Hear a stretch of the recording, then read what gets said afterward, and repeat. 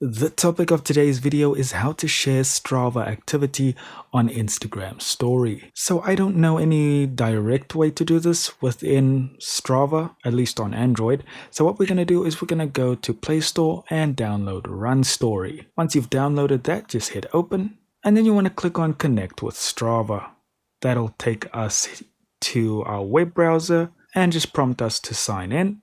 And then we need to authorize here. So we are going to give them access to a few things. And now it'll show you all of your activities. And I'll just click on this fake run over here. And now we have two options. We can either just download, but the easiest thing to do is just hit the share icon and look for Instagram stories. And here we are. Thank you so much for watching. Do consider liking and subscribing, and I'll see you in the next video.